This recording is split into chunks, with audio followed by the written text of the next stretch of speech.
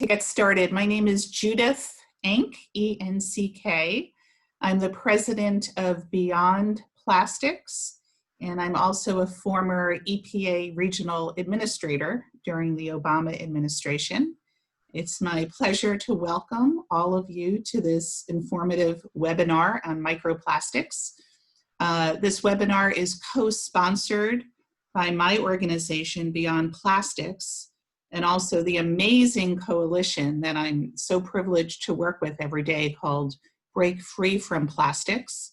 They are a coalition of grassroots organizations, thousands all over the world, working primarily at the local level to reduce plastic pollution in communities. And I've really enjoyed working with Shilpi Chaudhry, who is the international media contact for Break Free from Plastics, and also Brett Nadrich, N-A-D-R-I-C-H, who is with us today. And if you have any media questions for Break Free from Plastics for the United States, you can contact Brett, B-R-E-T-T, at breakfreefromplastics.org. and Shilpi for any international questions. We're offering this twice today, now and then at 9 p.m. Eastern Standard Time for international reporters in different time zones. So if you have any media colleagues who want to catch this again this evening, feel free to invite them. Please stay on mute until you have questions. This is on the record and questions only from reporters. You have a bonus gift today, and that is we've sent you a link to the amazing movie called The Story of Plastic, which is put out by the organization The Story of Stuff. If you have not seen that movie yet, if you're tired of watching reruns of old TV shows on Netflix, I highly recommend that you take a look at The Story of Plastic. So why are we even doing this webinar? This might make you a little sad.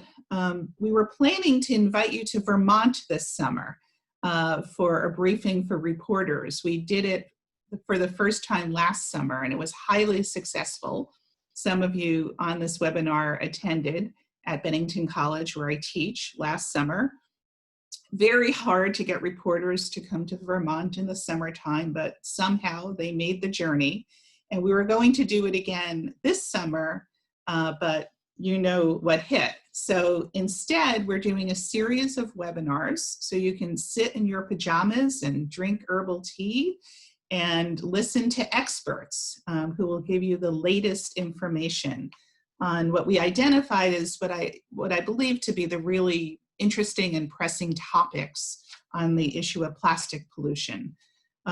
So we've got today on microplastics, and I want to invite you to our next webinar is August 12th, The Dirty Business of Making Plastics, Impacts on Frontline Communities, Environmental Justice and Climate Change. So that's August 12th. And again, it's at 11 a.m. Eastern Time or 9 p.m. Eastern Time. Our final webinar is called There Is No Way, Plastics End-of-Life Issues in the International Waste Trade. And that is going to be very interesting. That's August 26th. And then while you have your calendar open, you might be interested in a webinar we're organizing on a new federal bill in Congress called the Break Free from Plastic Pollution Act. And we're very fortunate that the Senate sponsor of that bill, Senator Tom Udall, will join us for a webinar on that legislation on Tuesday, September 29th at 6 p.m. Eastern Time.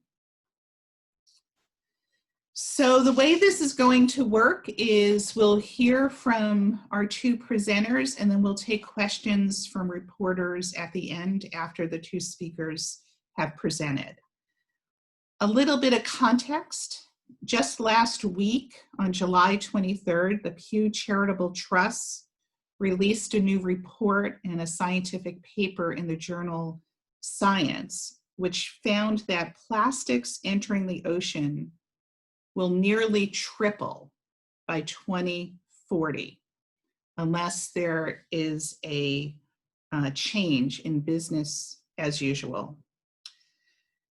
And that just kind of stops me in my tracks. Global plastic production is likely to increase by 40% by 2030. And as we speak, billions of dollars are being invested in building new plastic production plants. They're called ethane crackers, and we will get into that in future webinars. So when I say billions of dollars, that also includes tax dollars. We know that the plastics industry has been working overtime since COVID has hit the world, wrongly suggesting that reusable products are a source of COVID spread, which is not the case. And we know that for about 30 years, the plastics industry has suggested in advertising that we just need to recycle all of our plastics and we don't have to worry about the growing health and ecological and social justice issues related to plastic production, use, and disposal. But if you look at the numbers on recycling, it's pretty clear that plastic recycling has been a complete failure. Paper and paperboard achieves a 66% recycling rate. Ferrous metals are recycled at a rate of 33%, glass at 27%, and plastic at an anemic 8%. And now the plastics industry is promoting the failed technology called chemical recycling. Yesterday, a major new report on chemical recycling was released by an organization called Gaia, and I urge you to go to their website and look at the recent report on chemical recycling. Their website is no-burn.org, no-burn.org. So there's a lot going on. I tried to summarize the state of play in 3 minutes. And now we're going to focus on microplastics, because microplastics is in the air that we breathe and the water that we drink. Today we have 2 extraordinary experts here to speak to you. They will each present, and then at the end we'll take questions. This is all on the record, and they will be available in the future. If you have questions next week or next month, you can also reach out to them. So it is my great pleasure to introduce Dr. Janice Brahney. It's Janice, who I now consider a microplastics rock star because of her recent science and her recent op-ed in the New York Times on her research. Dr. Brahney is a professor of Watershed Sciences and director of the Environmental Biogeochemistry Lab at Utah State University. Dr. Brahney has, in her doctorate work, examined the potential for dust to transport nutrients and base cations to freshwater ecosystems. On June 12th of this year, she had a very important scientific paper published in the journal Science on the presence of microplastics in the air. She also is the author of a New York Times op-ed on the same topic that appeared on June 25th. So why don't we go to Dr. Brahney's presentation, and then when she's done, I'll introduce Dr. Scott Coffin. So Dr. Brahney, the floor is yours, and thank you.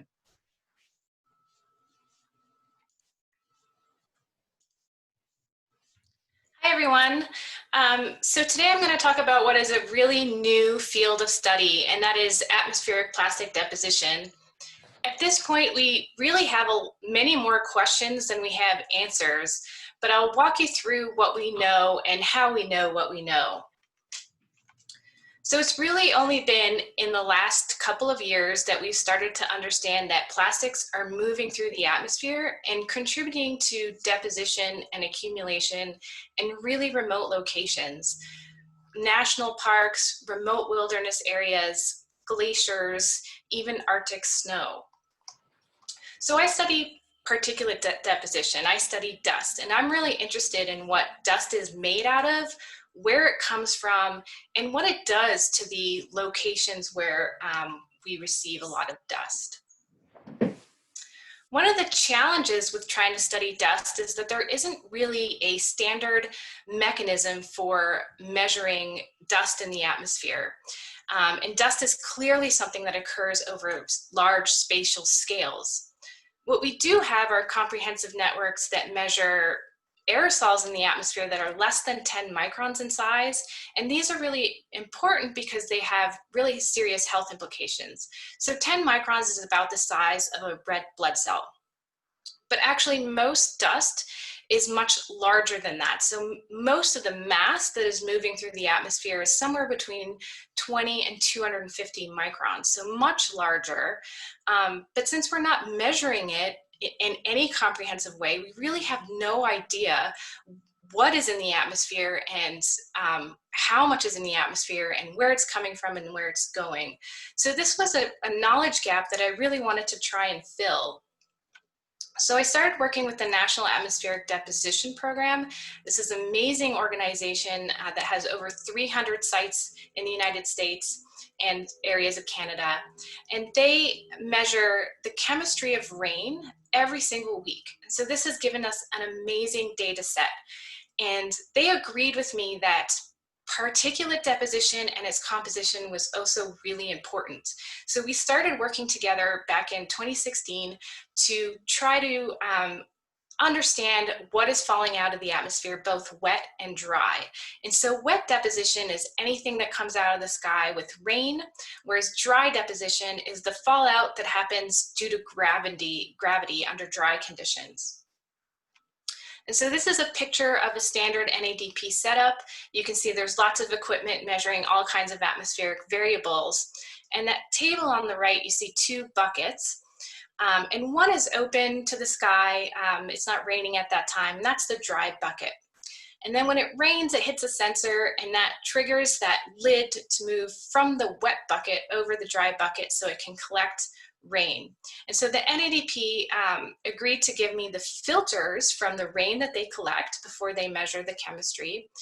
And I had to design a way to capture dust in this dry bucket that they actually weren't using at all.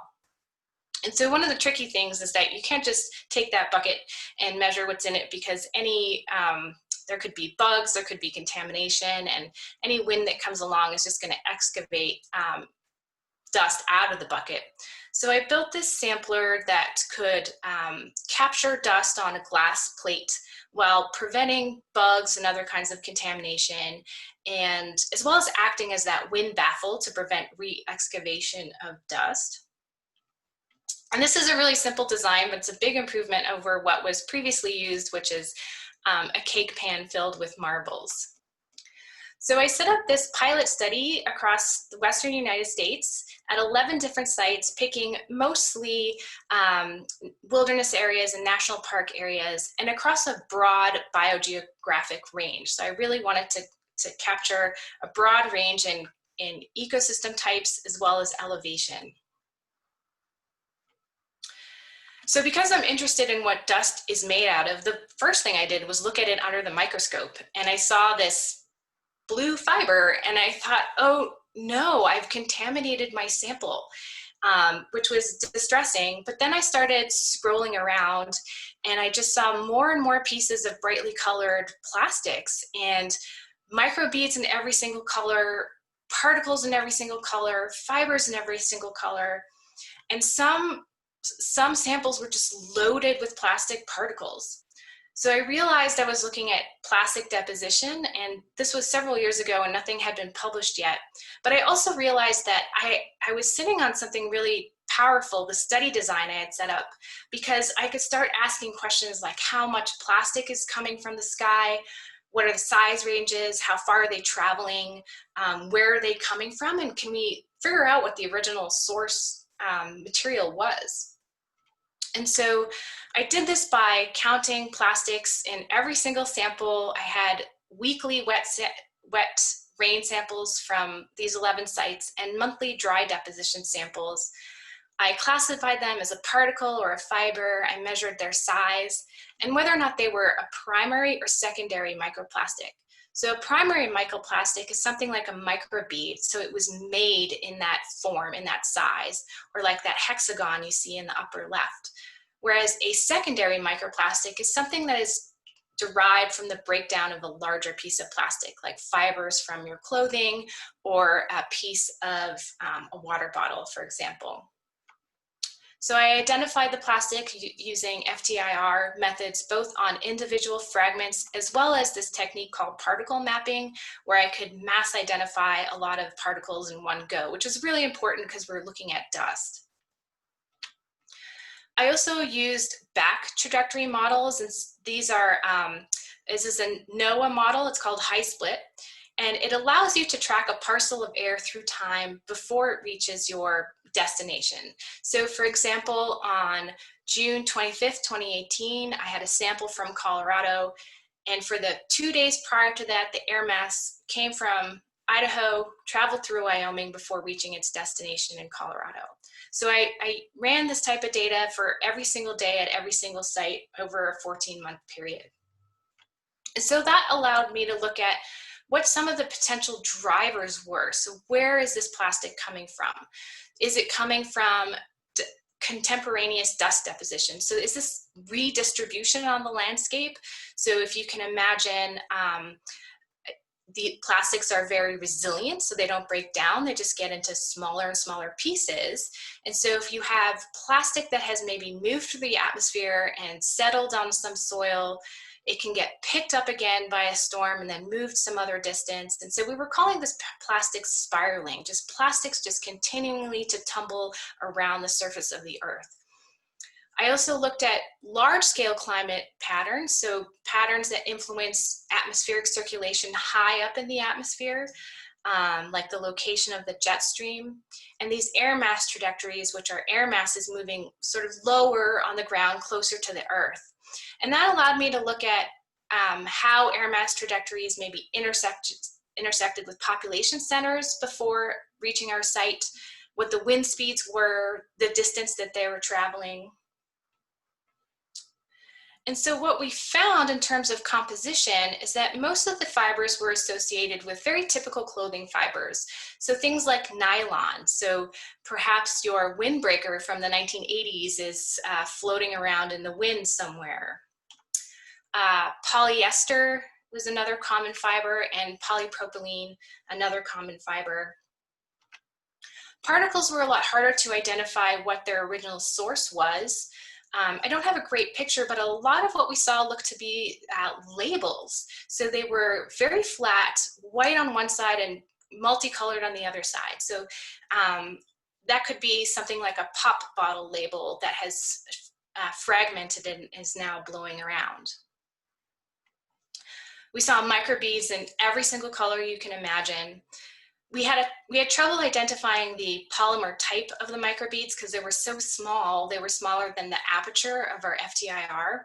And these are also a lot smaller than what's typically cited for use in cosmetics.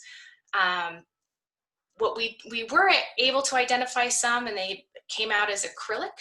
And so this led us to believe, and along with the manufacturers' websites that indicated that they sell these beads to paint companies, because they add texture and different types of optical illusions to paints. So they're used a lot in paint. Some of them are also fluoresced, and those are used more for medical and science applications. So the spatula looking thing is a flow cytometer, and you can see cells in green as well as fluorescing microbeads being used to calibrate the instrument and count the cells.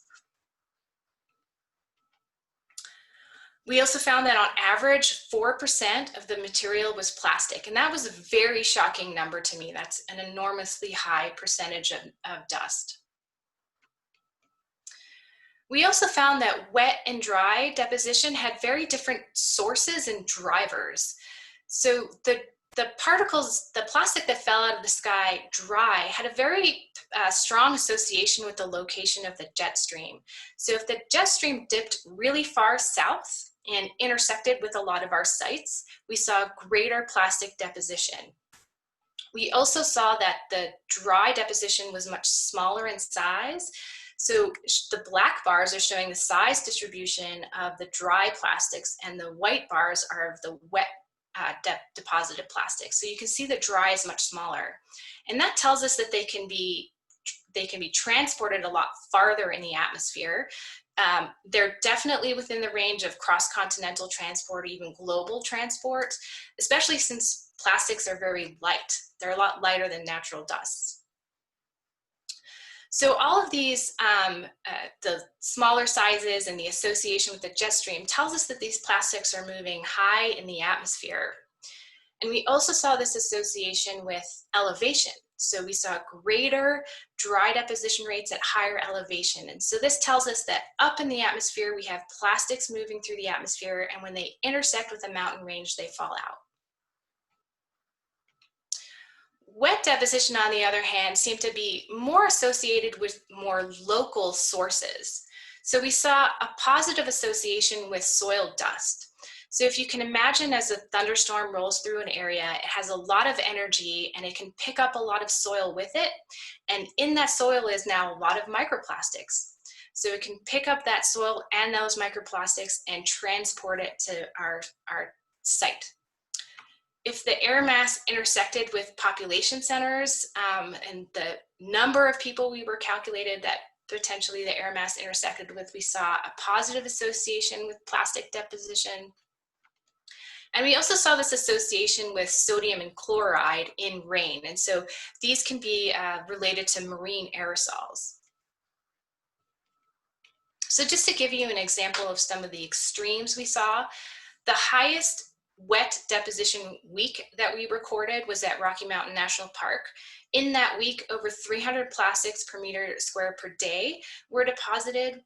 And 4 of those 7 days were upslope days, meaning the winds first passed through Denver, Boulder, Fort Collins before arriving at Rocky Mountain National Park. The wind speeds were also quite high. The lowest wet deposition rate was at Grand Canyon. It was only 5 plastics per meter square per day. And you can see that the air mass trajectories didn't travel very far. The winds were quite slow, and it didn't intersect with any population center.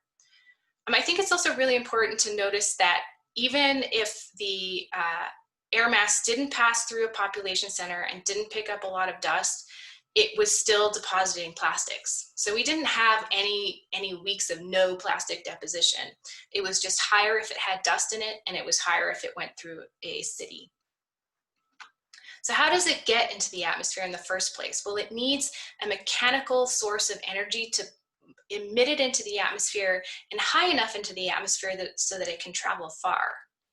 So a recent publication by Steve Allen et al. In PLAS 1 sampled along the coastline plastic emissions from the marine environment.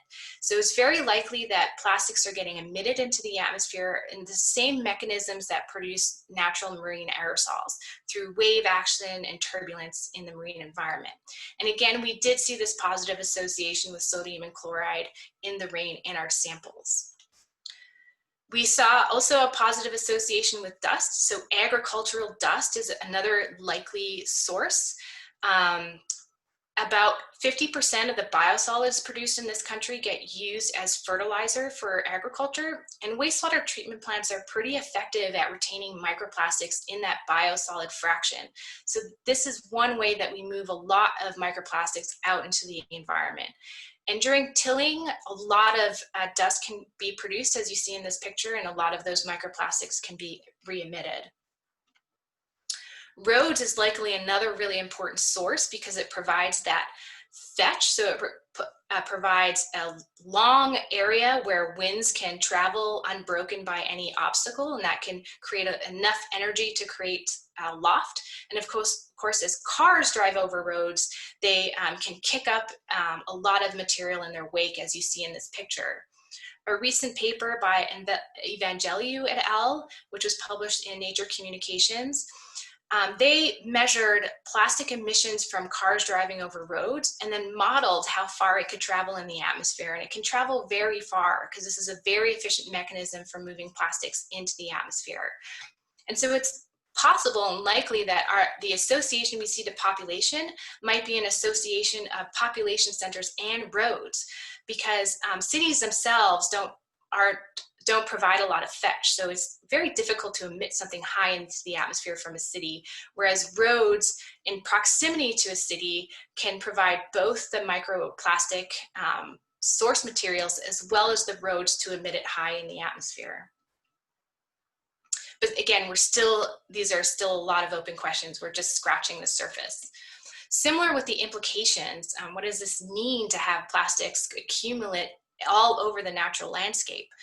So some recent studies have shown some really distressing results with respect to soil health and plant health. So obviously plants need water, and so they've seen this decrease in the soil water infiltration rate. So instead of infiltrating into the soil where the plants can access it, the water is just passing over the soil. Also lower Olsen P concentrations, so that's phosphorus that is bioavailable, so lower bioavailable nutrients. That might mean that the recycling rates of nutrients are impacted somehow. Also lower yields and lower plant heights, and so that's pretty distressing. And this is all in relationship to the amount of plastics that were in the soils that they looked at. Some recent studies have also shown that plastics can be taken up by plants into their vascular system and transported through the plant into fruits where they can be eaten by people and animals. In terms of organism health, much of this work has happened in the marine environment. There haven't been any published studies yet on how this might impact terrestrial organisms, but we do know that a lot of aquatic species accidentally eat microplastics. It can cause intestinal blockages. These are the pictures on the lower left are fish gut contents. So it can cause changes in behavior, reduce feeding. It can limit primary production. It can also transfer contaminants from the plastics to the organism. And this last picture on the bottom right, this is a picture of a plastic microfiber lodged in some lung tissue. This is actually from a paper in 1998. And this particular author was also calling attention to the fact that the fibers he saw in lung tissue were about 150 microns wide, so wider than a human hair. And this is typically larger than what's assumed could be inhaled and impacted in lung tissue. And so he was just calling attention to that, the fact that microplastics might be more biopersistent in lung tissue than other particles. But again, we really don't have a lot of answers at this point, just many, many questions about what this means for both people and ecosystems. So thank you very much. Thank you, Dr. Brahney. That was really extraordinary. You're doing cutting edge work here.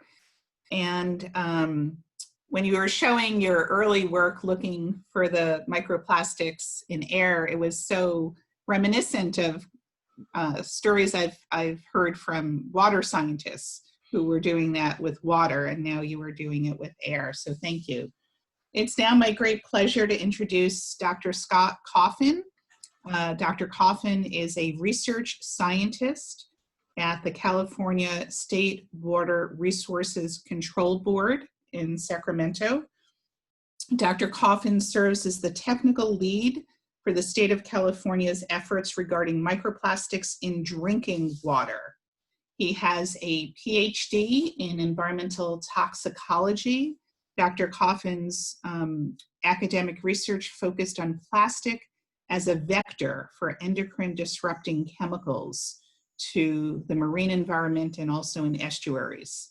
His research has focused on endocrine disrupting chemicals in water and their interactions with humans and the ecosystem. So it's now my pleasure to present Dr. Scott Coffin. Thank you, Scott. Awesome, thank you, Judith. So today I'll be talking about a brief history of microplastics. A lot of it was covered by Janice, but I'll fill in a little bit more, as well as some common misconceptions of the risks of microplastics and what we know about these risks. And then I'll finish up with what California is doing with microplastics in drinking water and the ocean. So by now we all know that plastic is everywhere.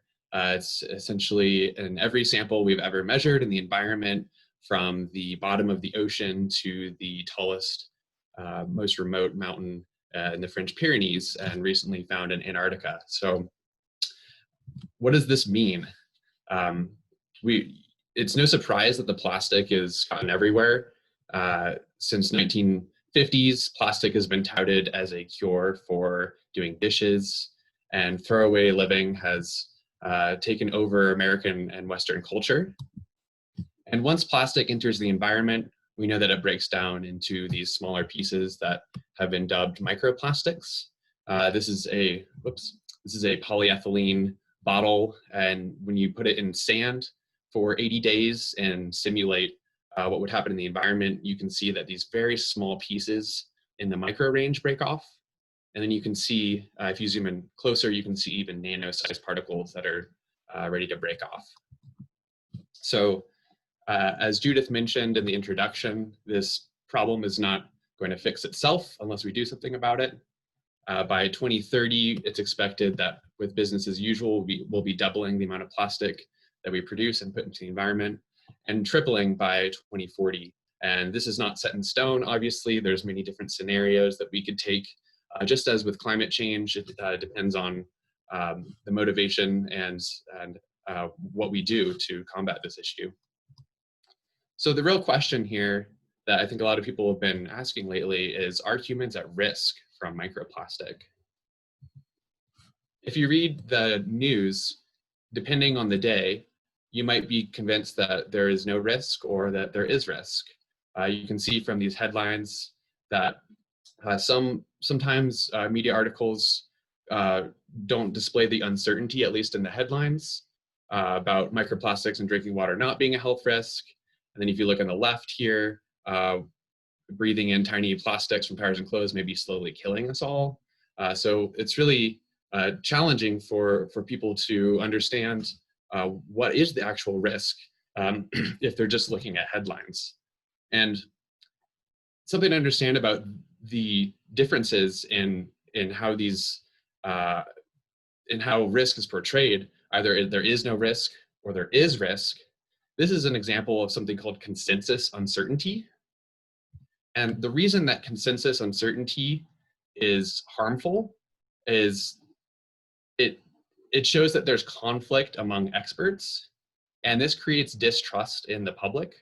A study published last week looking at a meta-analysis of 48 different psychological studies done on science communication of uncertainties found that there's 4 types of uncertainty with science. The first that I mentioned, consensus uncertainty, is when you have a debate, conflict among experts.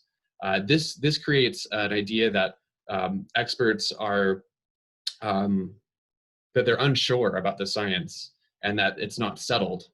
And this tends to amplify distrust in the scientific institution overall, and can create a sense that there's some sort of systemic collusion in science. So this is a really dangerous type of uncertainty that we try to avoid communicating. However, the other 3 types of uncertainty are actually neutral or positive in terms of building trust with the public. Quantified uncertainty, so this is like a confidence interval. People generally understand this. Known unknowns, the limitations and gaps. This is really important when communicating emerging science such as microplastics. And of course, unknown unknowns. Knowledge is always going to be tentative, and people are okay with that.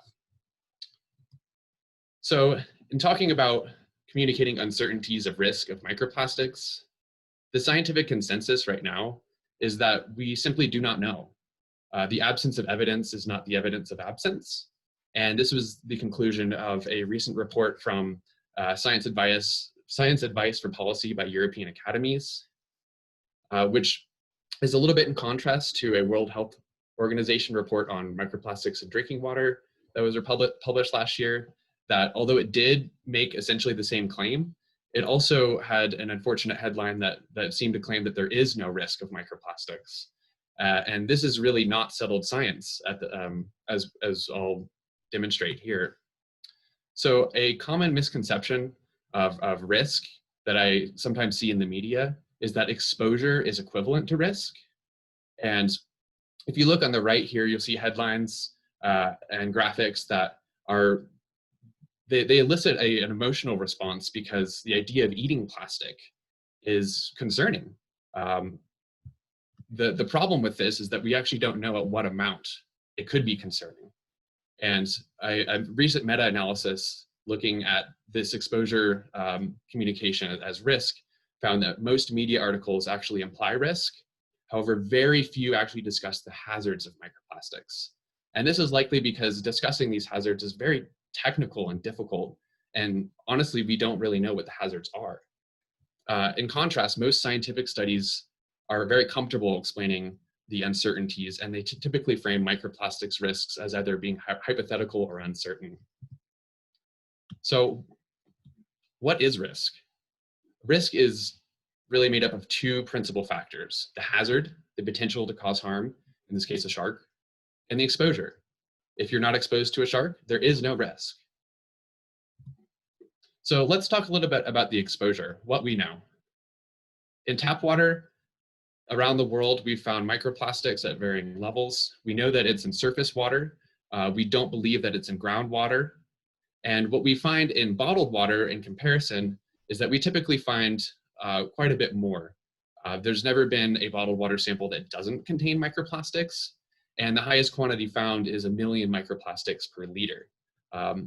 This is much higher than the 1,000 microplastics per liter as the maximum found in tap water. If you compare this to all exposure pathways characterized to date, you'll find that tap water actually makes up a very negligible percentage of the exposure that we're getting, at least that we know of right now. You can see on this exposure chart here on the right, air is quite, it quite dominates the exposure pathway. And as we learned from Janice's talk, it's no surprise as it really is everywhere. And what we know right now is that it's likely that we're breathing at least 100 times more microplastics from air than we get from tap water. But if you look at the x-axis and look at the different media exposures characterized, you'll find something curiously missing, which is food. We've got honey and salt and seafood, but that really makes up quite a negligible part of the amount of food that we actually eat. So this is a huge data gap. Why are bottled water, why would you not find a clean sample from bottled water? This is because the plastic water bottle releases particles. So just opening a plastic water bottle releases between 14 and 2,400 microplastic particles. And this is not just plastic water bottles. We also find this with any plastic packaging. Opening a plastic snack bag releases 14,000 to 75,000 microplastic particles. And as Janice mentioned, plants are known to uptake and accumulate nano-sized plastics, very small particles in the nano range.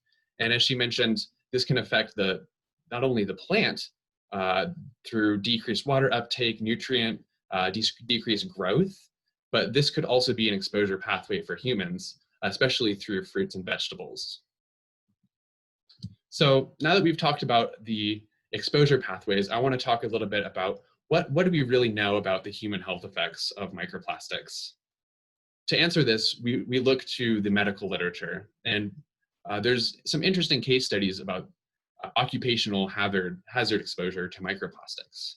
One such case is a nylon flock worker lung disease that was observed in a Rhode Island flock working facility. And flock is a term for small fibers. In this case, this was a polyester nylon flocking facility. And so they found that these flock workers in Rhode Island had a threefold increase in lung cancer, and that this was directly attributed to small microplastic fibers, 2 to 14 microns, found in their lungs. And this is really a case of high exposure, long duration. So they found that repeated exposure caused widespread chronic inflammation and lymphocytic reactions, meaning that their immune system was responding to the particles as a foreign entity. They confirmed that the toxicity was due to these particles in simulations with rats. And so, looking at the actual hazards of plastics, there's a couple different mechanisms of toxicity that we know of. One is that plastic can transfer chemicals into the organism that is exposed to it. Plastic is known to contain between 40 and 1,000 added chemicals, and the vast majority of these cannot be identified. Approximately 80% are unknown to researchers, but known to the manufacturers due to confidential business information laws that prevent the required disclosure of these chemicals. And this is just a small fraction of the chemicals out there. We know that there's 120,000 chemicals in commerce today that are completely unknown. And not just the chemicals that are added, but the polymers themselves are typically unknown. We know about a lot of the big ones like polystyrene, polyethylene, polypropylene, but there's actually only over 75,000 unique polymers in commerce today. So in addition to the chemical hazards of plastic, there's also a physical hazard of being exposed to a particle. And as Janice mentioned earlier, being exposed to dust is toxic in its own right, just small particles.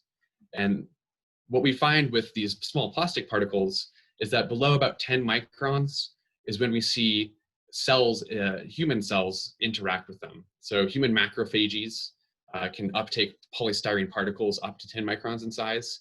And this is an immune response, recognizing the particle as a foreign entity like a bacteria that needs to be taken out of the system. And what happens when it can't take the particle out is that it will create reactive oxygen species, which cause inflammation, and it can also cause DNA damage. What we find that looking at smaller particles on the lower right here, we see that 1 micron polystyrene particles are far more toxic to human cells than even 4 and 10 micron particles. So the smaller you get, the more toxic. This is quite challenging because we have a very hard time measuring these small particles. The common detection limits in labs is about either 48 to 50 microns or 330 microns. So these are much higher sizes than what we actually are most concerned about for human health. The reason for this is a combination of technology and costs. On the left here is an optical microscope. This has been a common tool to screen for microplastics for many years. It's quite inexpensive. Most labs have it. It can get down to about 100 microns, but unfortunately you can't identify the polymer and you can't automate the process. Many labs are investing in a desktop Fourier transform infrared spectrometer, shown in the middle.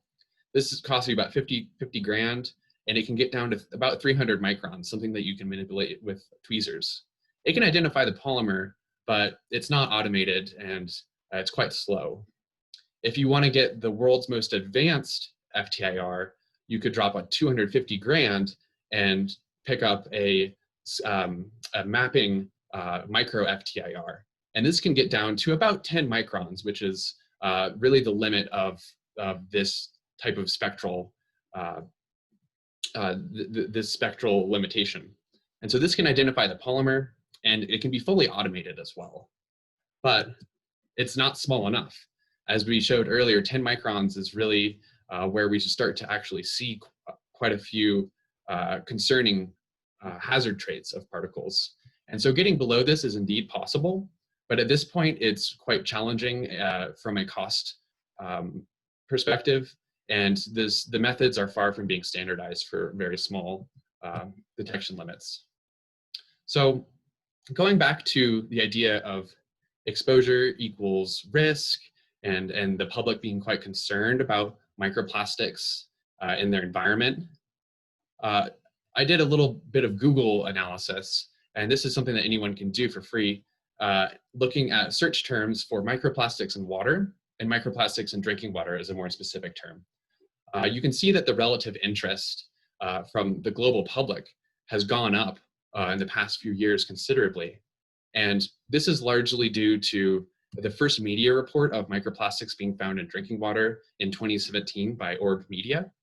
And this was so concerning that the California legislature took a precautionary approach and introduced legislation to look further into the problem and determine if there really is some risk associated with it. Right after the bill was actually introduced was the first peer-reviewed report of microplastics in drinking water. So unlike the ecosystem issue of microplastics, when it was found that microplastics are in our drinking water and humans are being exposed, we acted very quickly because this could be quite concerning and we just don't know if it's a risk at this point. So California Senate Bill 1422, passed in 2018, requires that the State Water Resources Control Board, California's State Water Board, defines microplastics by July 1st of this year. And this is really the first step. If you can define it, then you can start to measure it and you can determine if there's a risk. So by next year, we're required to adopt a standardized method, perform 4 years of testing and analysis in California, come up with some type of health-based guidance level so that consumers know what we mean by you have microplastics in your water. And of course, accredit laboratories to perform these measurements. This bill was passed in tandem with another very related bill, Senate Bill 1263, which requires the State Water Board in collaboration with a sister agency, Ocean Protection Council, to document and investigate the problem of microplastics in the marine environment and do something about it. So in defining microplastics, it's important to realize that microplastics are an extremely diverse contaminant class. We have, like I mentioned, thousands of different polymers, mostly unknown. Any additives in the world you can be found in plastic. There's different product types, sizes, morphology, color, you name it. So this is a really huge universe of particles. And so adopting a definition, it's important to design it so that it captures many different particles within this contaminant suite. So the definition that we adopted on June 6th of this year was based largely off of previous work done in the literature and the European Chemicals Agency in the European Union.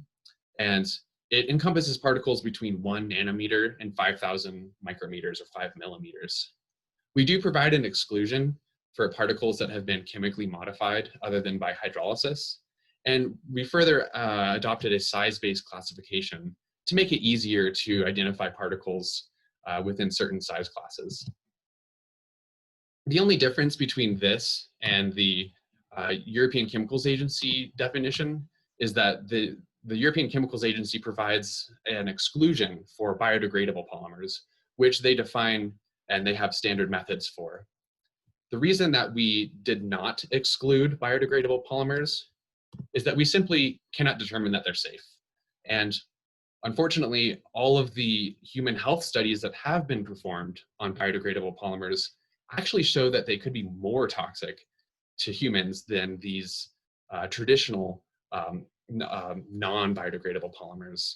For instance, in a simulated human gut, looking at the bioaccessibility of absorbed hexavalent chromium, they found that the biodegradable polymer polylactic acid, or PLA, was more bioavailable than these other traditional polymers, such as polyethylene and polypropylene. So what polymers are included in our definition? Of course, all of the traditional ones that we all know of that have recycling numbers, but also so-called non-traditional plastics that some of them haven't been considered microplastics in the literature until very recently. This includes synthetic rubber, so tire wear particles, synthetic fibers from clothing, silicones. So some of these bags actually say on the packaging plastic free. We call them plastic because principally they're polymers that are synthetic. Also bio-based and biodegradable polymers, and of course cellulose acetate, which is the polymer found in or used for cigarette butt filters. So In addition to defining the problem, defining microplastics, we're also required to adopt a standardized method. Currently, there are no standardized methods for microplastics in drinking water, so we're developing our own. And this is a huge collaboration with over 35 labs in 7 different countries. We're not only tackling drinking water, but we're also tackling ocean water, fish tissue, and sediment with this collaboration, or with this standardization. We're looking at different instruments, from the cheapest to the most expensive in the world. And we'll be holding a public workshop fall of this year. The date has not been determined, but make sure to check our website for updates. So an additional goal, objective of Senate Bill 1422 is that we consider issuing a health-based guidance level. What do microplastics in drinking water mean for your health? Like I mentioned, the science is quite uncertain about this. And so we'll be holding an international workshop in the spring of next year with experts from around the world to not only determine what we know about human health, but also ecosystem health.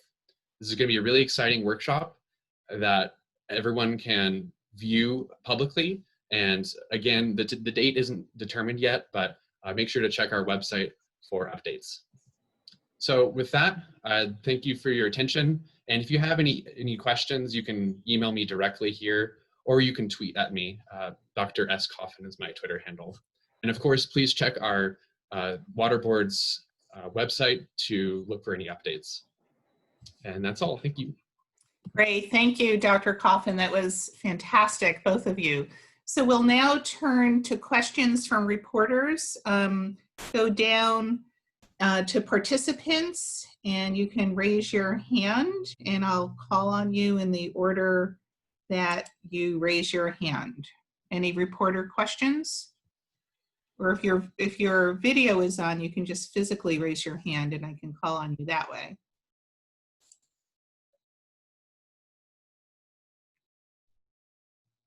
We will share the slide decks for both presenters. So Molly Bingham from ORB, please take off your mute, go on unmute. Got it.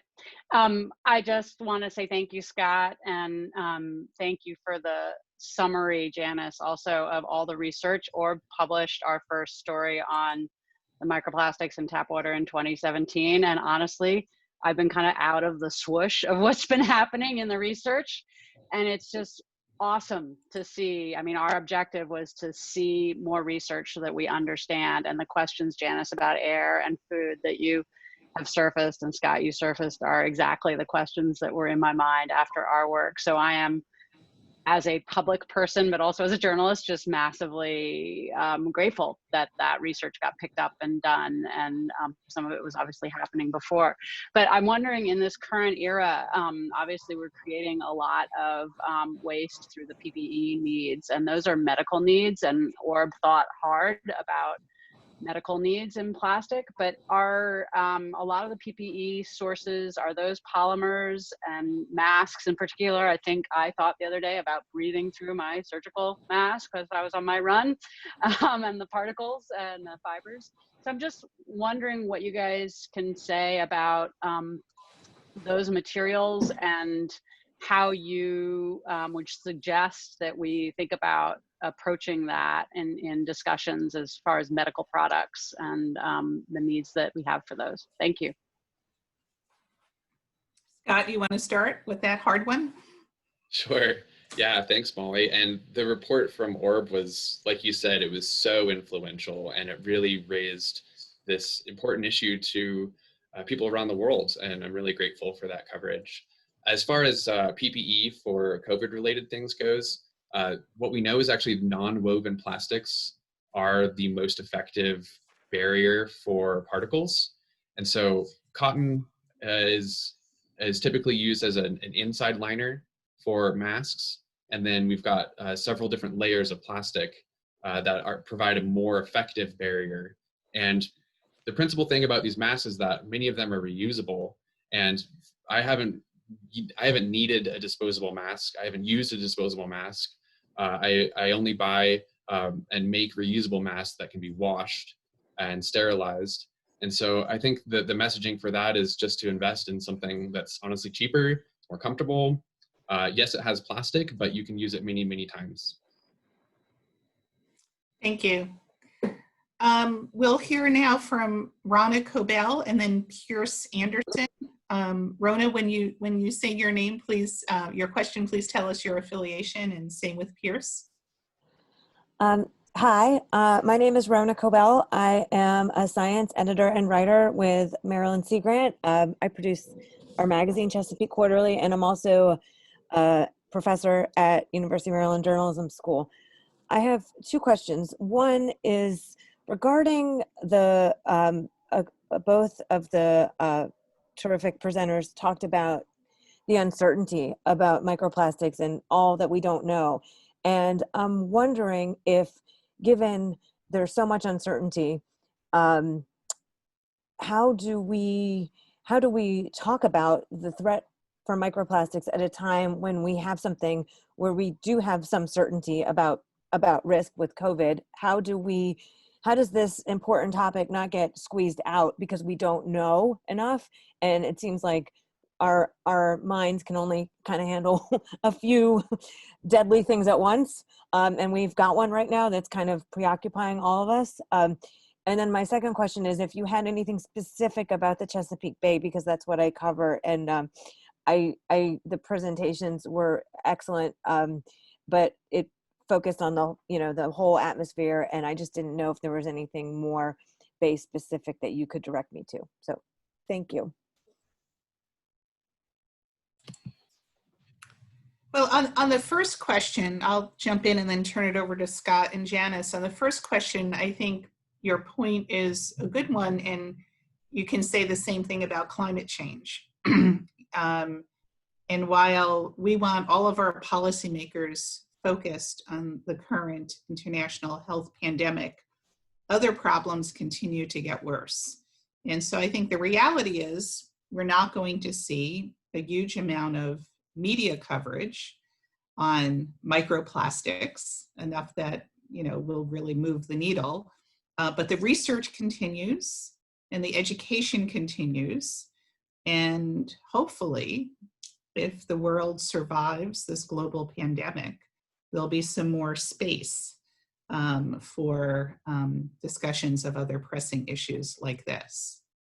On Chesapeake Bay, I would defer to Scott. I am not aware. One question I also have, I'll sneak in here, is California state government seems to be leading the way. And Scott, I wonder if you are hearing from other states like Maryland or New York about a desire to collaborate or at least utilize the incredibly important protocols that California is developing. I don't know any other state that is doing that, but certainly the Chesapeake would benefit. Sure, so I'll tackle the first question first. Just wanted to add that in communicating the uncertainties of the health risks, I think it's really important that we frame what we know and what we don't know. And instead of trying to jump to a conclusion and say that it's more of a risk than what the scientific consensus is, people respond in a rather precautious way, typically, to uncertainty. So if we say that this is an increasing threat, just because there's more plastic out there and we really don't know if it is a human health impact, most people are going to respond with some level of concern to that. And it really depends on their personal philosophies.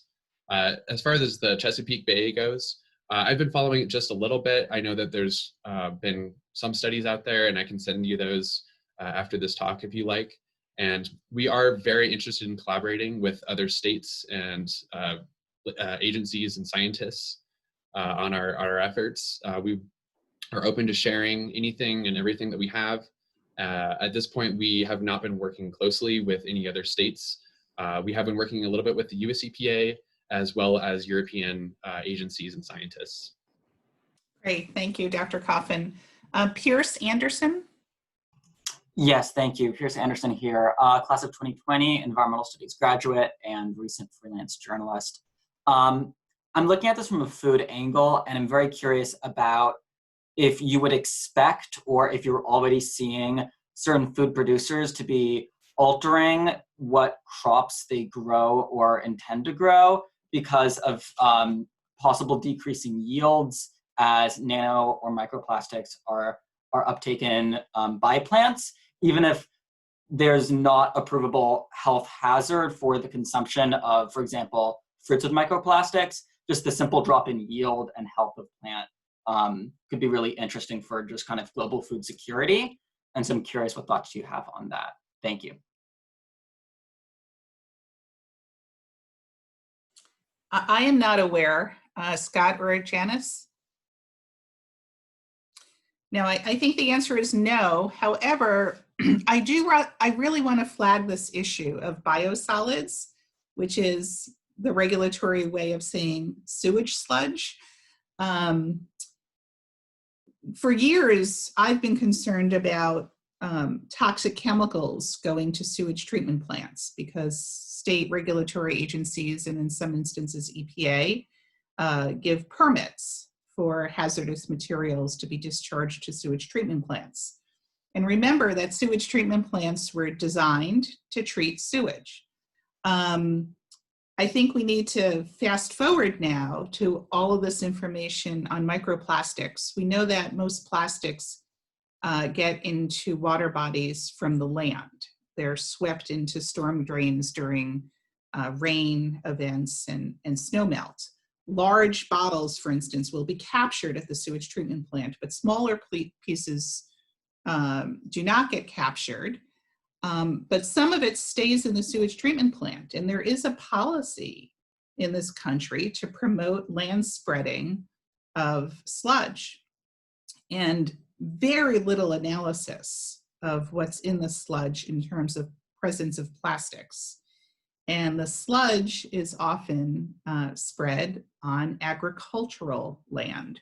So as reporters, you may want to pose a question to your state regulatory agencies and also US EPA as to whether they are looking for the presence of microplastics in sludge and where the sludge is being applied. I think this is an emerging area that virtually no one focuses on, let alone understands. I just wanted to add that in California, we are at least thinking about microplastics and biosolids. I've been having discussions with our collaborators at the State Water Board about methods. And at this point, the barrier honestly is we have no standardized methods for any matrix of microplastics anywhere in the world. And so we're going to be tackling this by the end of this year. We'll have some methods, and we won't have a biosolid method right away, but it's only a short matter of time before we come up with it, and we'll start looking for it. And as Judith mentioned, this spreading of biosolids for food application, it's not just microplastics that are concerning. We've been concerned about endocrine disrupting compounds being taken up by plants for many years, pharmaceuticals, and recently per and polyfluoroalkyl substances.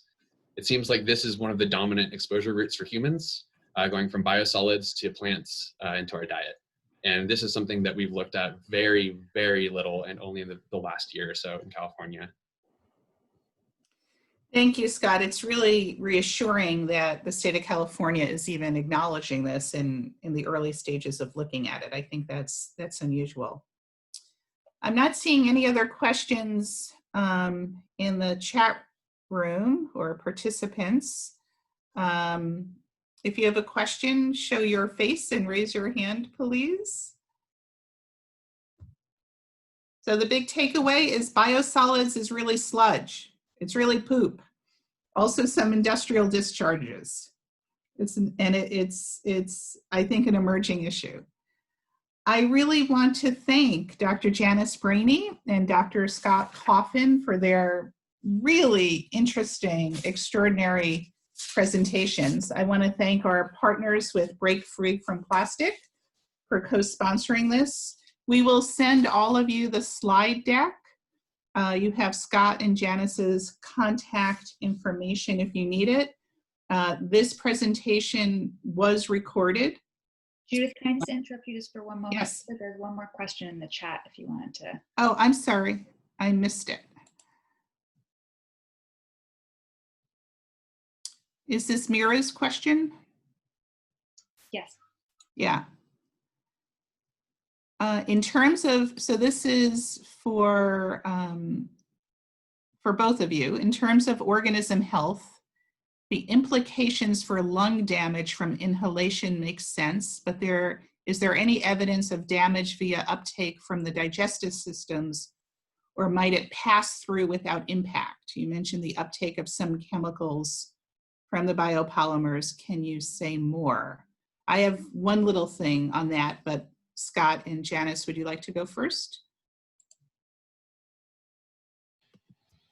Sure, yeah, so for the digestive system, we know that very small particles, like I said, about 10 microns and smaller, can cross the epithelial cells in the gut, and they can be, at that point, they can enter the bloodstream, they can interact with cells.